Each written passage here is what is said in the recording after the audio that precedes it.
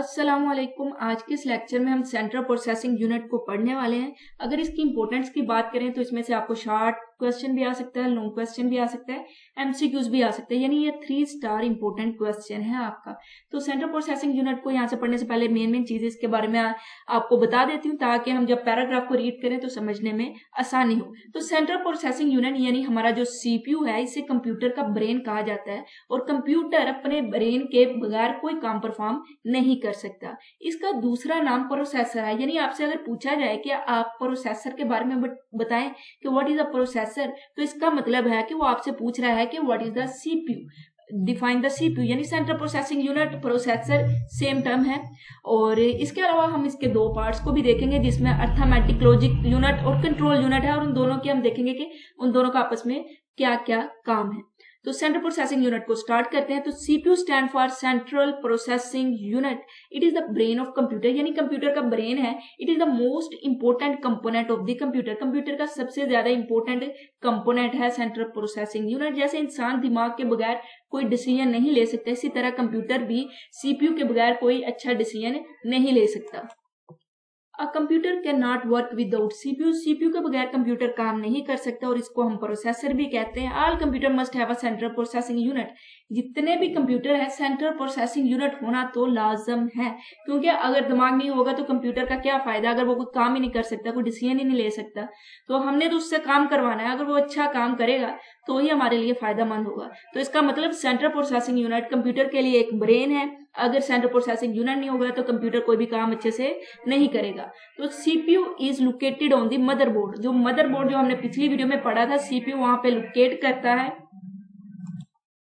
It carry out most of the work of the computer. Computer का ज्यादा से ज्यादा काम ये करता है। CPU perform all operation on data according to the given instruction. जो हम कंप्यूटर को इंस्ट्रक्शन देंगे, सीपीयू उसके मुताबिक डाटा के ऊपर क्या करेगा, ऑपरेशन परफॉर्म करता जाएगा।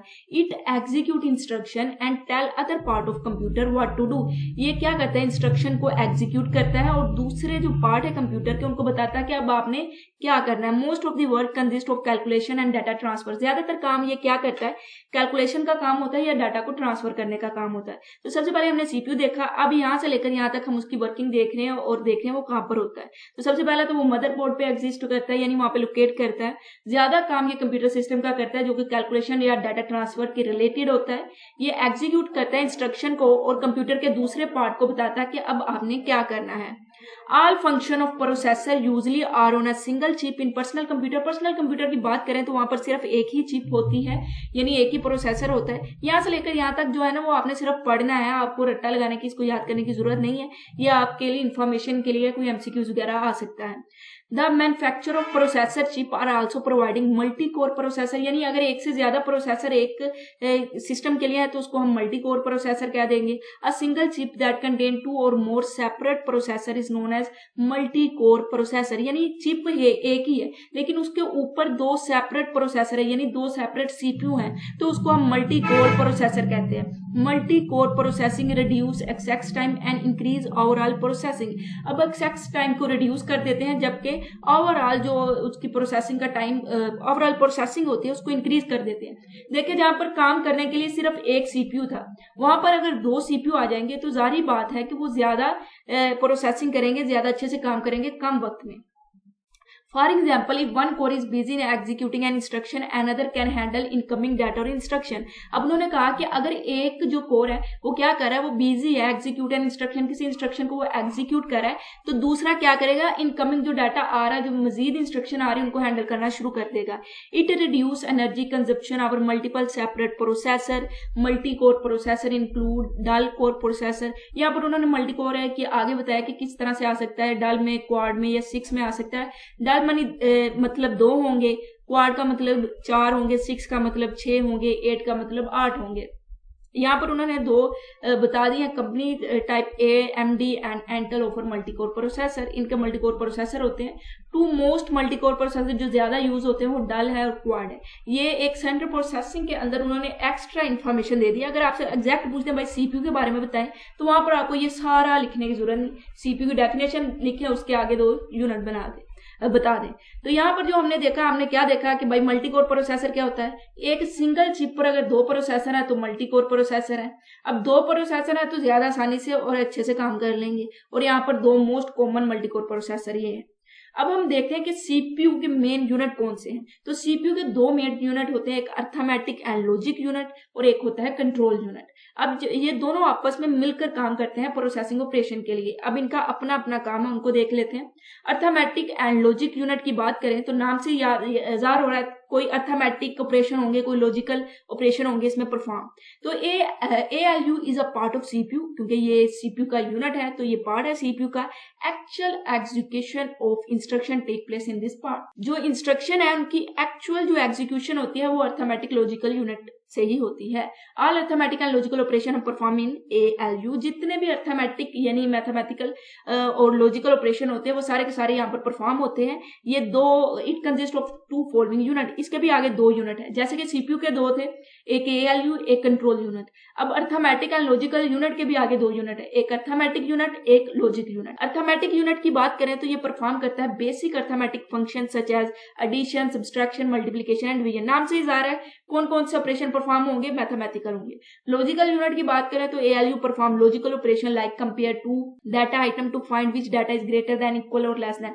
लॉजिकल यूनिट की बात करें तो यहाँ पर कंपैरिजन होगा कि कौन सी डाटा बड़ा है, कोई कौन सा लेस है, कौन सा बड़ा है, कौन सा बराबर है या नहीं है। तो इस तरह के जो लॉजिकल ऑपरेशन होंगे वो लॉजिक यूनिट करेगा, और अर्थमेटिक में प्लस के माइनस के इस तरह के होंगे, डिवीजन वगैरह के। तो ये अर्थमेटिक लॉजिकल यूनिट में क्या होता है, एक्चुअल एग्जीक्यूशन जो टेक प्लेस होती है वो अर्थमेटिक लॉजिकल यूनिट में होती है। तो यहाँ पर इसके मजीद 2 यूनिट हैं जो कि अपना अपना काम करते हैं। कंट्रोल यूनिट की बात करूं तो कंट्रोल यूनिट बिल्कुल ऐसे है कि इसने खुद कुछ एक्चुअल में खुद कुछ नहीं एग्जीक्यूट करना है, इसने ऑर्डर देना है, एक्टिविटीज को देखना है, उनको ठीक करना है, लेकिन खुद एग्जीक्यूशन नहीं करनी। ठीक हो गया, इसलिए इसे कहा जाता है कि ये एक्ट करता है एज अ सुपरवाइजर, यानी ये कमांड देता है कि इस काम को करो और इसको ऐसे करो, इस तरह के काम करेगा ये। तो control unit is an important component of CPU. It act like a supervisor of the computer, जैसे कि कंप्यूटर का ये एक सुपरवाइजर हो।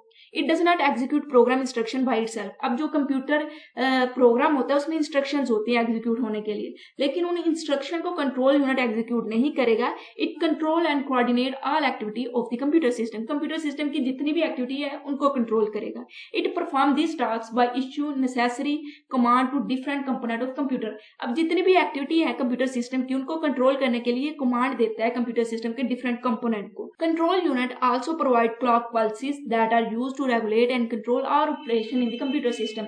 ये क्लॉक पल्सेस के जरिए कंप्यूटर सिस्टम के जितने भी ऑपरेशन है उनको कंट्रोल कर सकता है। अब इंपॉर्टेंट ऑपरेशन देख लेते हैं जो कि कंट्रोल यूनिट परफॉर्म करता है। It fetch instruction from main memory. Main memory में जो इंस्ट्रक्शन है उसको इसने फैच किया, और उसके बाद it interrupt the instruction to find what operation is to be perform. अब ये देखेगा कि जो इंस्ट्रक्शन मैंने फैच किया है किस टाइप का ऑपरेशन इस पर परफॉर्म होना है। It control the execution of instruction. फिर ये इंस्ट्रक्शन की एग्जीक्यूशन को कंट्रोल करेगा, खुद एग्जीक्यूट नहीं करे। तो कंट्रोल यूनिट खुद एग्जीक्यूशन नहीं करता इंस्ट्रक्शन की, ये फैच करता है मेन मेमोरी से, ये उसको इंटरप्ट करता है, देखता है कि उस पर किस तरह के ऑपरेशन परफॉर्म होगा और उसको कंट्रोल करता है, उसकी एग्जीक्यूशन को, कंप्यूटर सिस्टम की एक्टिविटीज को कंट्रोल करता है, क्लॉक पल्सेस के जरिए कंट्रोल करता है। तो ये मेन चीजें थी सीपीयू के बारे में, जो कि हम एक मरतबा दोबारा से आसान अल्फाज में समझ लेते हैं ताकि हमें अच्छे से समझ आ जाए। तो सीपीयू एक कंप्यूटर का दिमाग है, ब्रेन है, कंप्यूटर के बगैर कोई काम नहीं कर सकता। तो ये ज्यादातर कैलकुलेशन पर डाटा ट्रांसफर के काम परफॉर्म करता है। उसके बाद हमने देखा एक ही चिप पर 2 प्रोसेसर हो या उससे ज्यादा हो तो उसको मल्टीकोर प्रोसेस कहेंगे। और सीपीयू के 2 यूनिट होते हैं, अर्थमेटिक एंड लॉजिक यूनिट, और एक होता है control unit. Arithmetic logic unit में एग्जीक्यूशन होती है इंस्ट्रक्शन की, जबकि कंट्रोल यूनिट एग्जीक्यूट नहीं करता, ये ऑर्डर देता है। ठीक है, एक्ट करता है सुपरवाइजर की तरह, ये बताता है कि भाई इसको एग्जीक्यूट करें। ये उस इंस्ट्रक्शन को फैच करता है, देखता है कौन सा ऑपरेशन परफॉर्म होगा, उसकी एग्जीक्यूशन को कंट्रोल करता है। लेकिन एग्जीक्यूशन कौन करता है? अर्थमेटिक एंड लॉजिक यूनिट करता है, जिसमें अर्थमेटिक एग्जीक्यूशन हो सकते हैं या लॉजिकल ऑपरेशन परफॉर्म हो सकते हैं। तो ये मेन चीज थी। अगर आपको कोई पॉइंट नहीं समझ में आया या मैं कोई पॉइंट मिस कर गई हूँ तो आप मुझे बता सकते हैं ताकि मैं अगली वीडियो में उसे कवर करूँ। और अगर आपको वीडियो पसंद आ गया तो लाइक करें, चैनल को सब्सक्राइब करें, और इंशाल्लाह अगली वीडियो में मिलेंगे। तब तक के लिए अल्लाह हाफ़िज़।